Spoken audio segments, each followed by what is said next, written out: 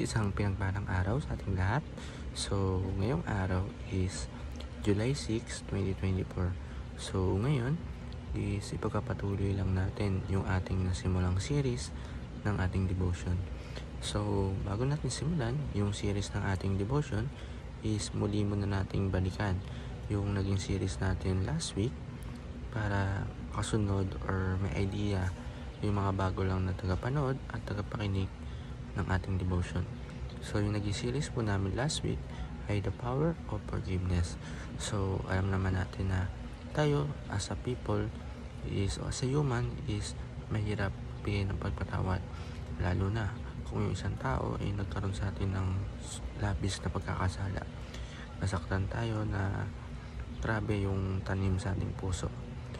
Yun. Pero isa sa pinakamalagang turo ng Diyos ay tayo magpatawad. Sabi nga nung nakaraan, diba sa isa nating Bible verse na lakay, is kailangan magpatawad tayo hindi lang 7, kundi makapitong-7. 7 times 7. Ganun pagpatawad. Pero hindi mo posible. Hindi, ibig sabihin na pinatawad ko na siya ng mga 7 ka ng pagpapatawad sa kanya is okay na. Parang hindi larawan lang na unlimited or kumbaga walang katapos ang pagpapatawad yung kailangan natin.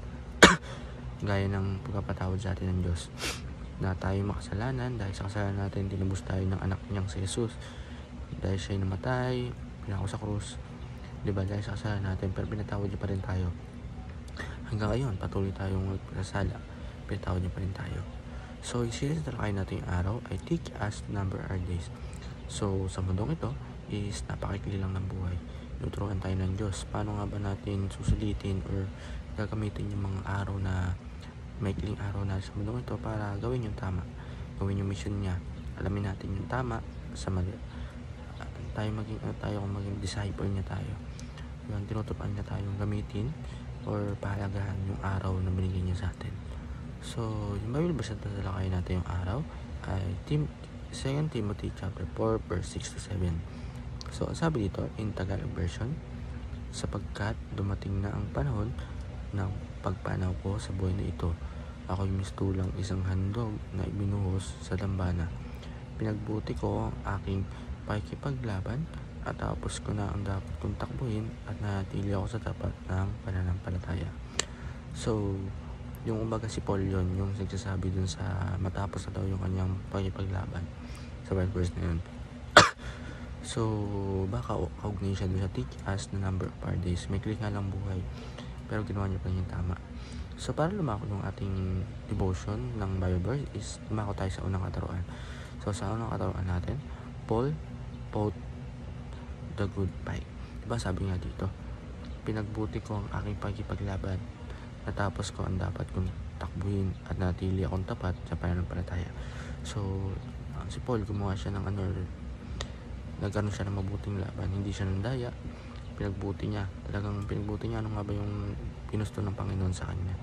Number 2, Paul finished the race niya, diba? Natapos ko na ang dapat kong takbuhin. Kung bakit sa buhay natin, kaya tapusin natin yung buhay natin ng tama yung ginagawa natin. And sa number 3, Paul keep the faith.